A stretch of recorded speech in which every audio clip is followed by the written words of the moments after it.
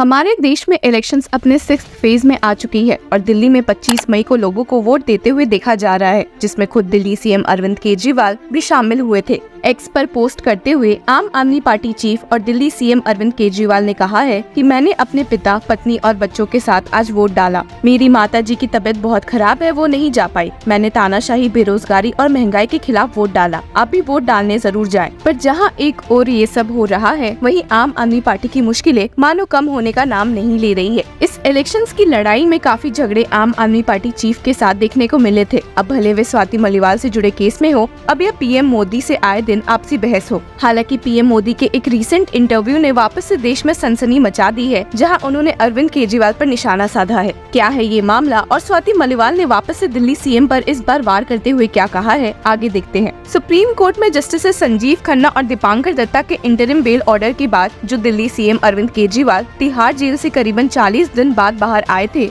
तो देश में खूब हो हल्ला हो गया था, जहां यूनियन के कई मिनिस्टर्स ने इस मामले में अपनी राय रखी थी और कहा था कि भला कैसे सुप्रीम कोर्ट ने एक सीएम को रिहा किया है, वो भी उस सीएम को जिसके खिलाफ दिल्ली हाईकोर्ट ने पाया कि दिल्ली एक्साइज पॉलिसी स्कैम में बहुत सबूत थे। वहीं पीएम मोदी ने इस मामले में अब अपनी चुप्पी तोड़ते हुए आम आदमी पार्टी चीफ को टारगेट किया है। न्यूज 18 को दिए एक इंटरव्यू में जब पीएम मोदी से इस बारे में पूछा गया, तो उन्होंने कहा कि वे इस केस में कमेंट नहीं करना चाहते हैं क्योंकि ये सही नहीं रहेगा। पर उन्हें समझ नहीं आता कि कैसे हमारी सोसाइटी के मॉरल्स इतने नीचे गिर गए हैं कि आजकल मीडिया में उन लोगों को सेलिब्रेट किया जा रहा है जिनके खिलाफ इतने गंदे आरोप लगे हैं। तो चलिए एक नजर डालते हैं कि पीएम मोदी ने इस केस में कहा क्या है। कि मैं व्यक्तिगत उनका जो मामला चल रहा है उस पर कोई भी टिप्पणी करूं उचित नहीं है, क्योंकि मामला कोर्ट में है।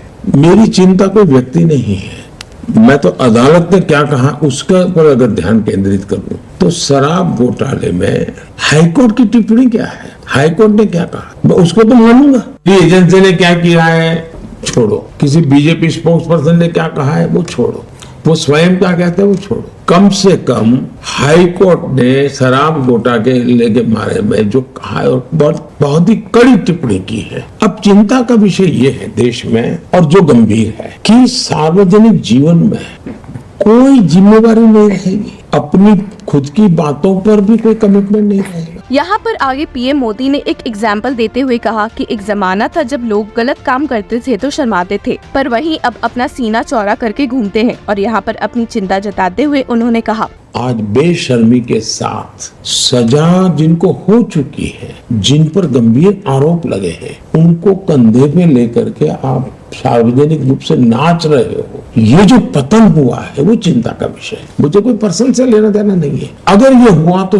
भ्रष्टाचार की होता क्या, पहले जमाने में डाकू होते थे, महिमा मंडन होता था उनका, वो डकैती करते थे, महिमा मंडन होता था। समाज में अखबारों में भी मैं जो पहले के जमाने में 2-2 पेज स्टोरी, कवर स्टोरी मिलती थी उनको कि ऐसा ऐसा उसका तो जीवन ऐसा, वो तो ऐसा कर सकता है, और वो बड़े बन जाते थे।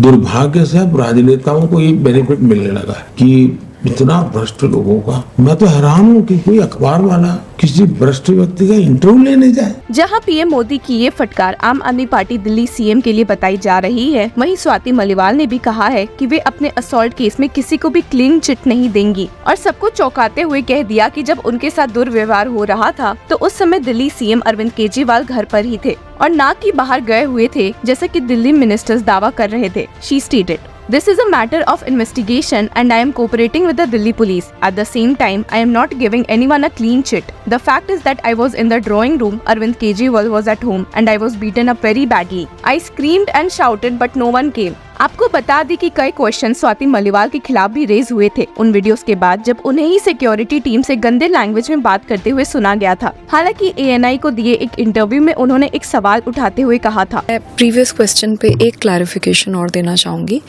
मैं जब अपशब्द बोल रही थी वो ही पोर्शन उन्होंने कट करके रिलीज करा है। मैं सिर्फ ये जानना चाहती हूँ कि विभव खुद ही बैठ के वीडियो बना रहे थे, तो वो पूरी की पूरी वीडियो कहाँ है? पुलिस ने मीडिया को ये इन्फॉर्मेशन दी है कि जो इनके फ़ोन हैं ये फॉर्मेट कर चुके हैं और वो वीडियो का अभी तक सोर्स भी पता नहीं चल रहा। तो सिर्फ मेरा ये सवाल है कि अगर जो इंसान सही है और सामने वाला कुछ गलत कर रहा है और तुम्हारे पास इतनी इम्पोर्टेंट वीडियो भी है, तो तुम उसको ओरिजिनल पुलिस को क्यों नहीं दोगे अपने आप को बचाने के लिए? तो एक मेरा ये सवाल है।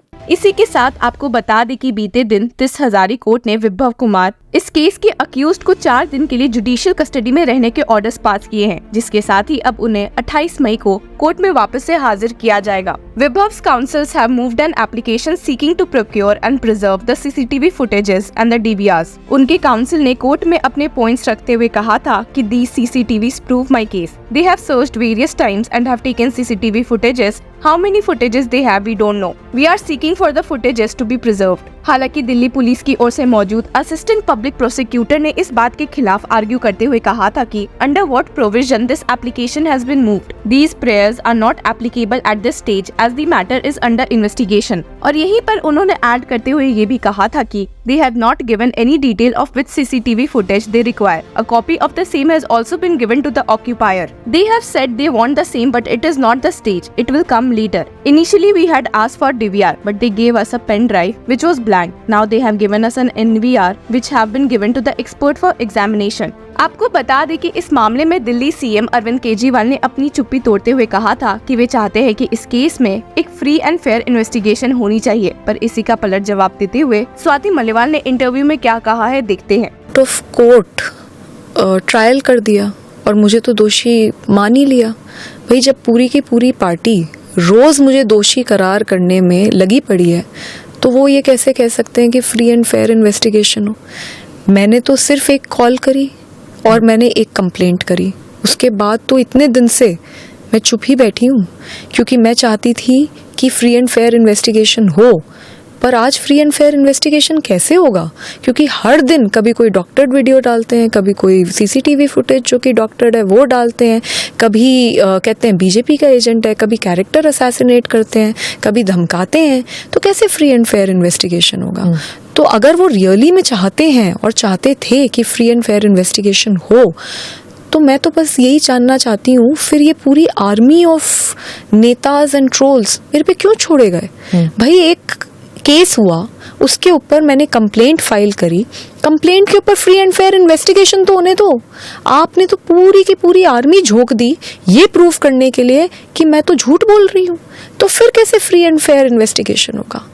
112 के ऊपर कॉल कर दी थी, उसके बाद जब विभव ने ये देखा कि ये 112 की कॉल हो गई है, उसके बाद वो भाग कर गया, सिक्योरिटी वालों को गेट से लेकर आया, और जैसे ही सिक्योरिटी वाले घुसे हैं उसके बाद इसने वीडियो बनानी शुरू करी है। पर मैम वो जो वीडियो है वो कम से कम 8 से 10 मिनट की। इस केस की लीगल अपडेट से जुड़े रहने के लिए कीप फॉलोइंग लॉ चक्रा।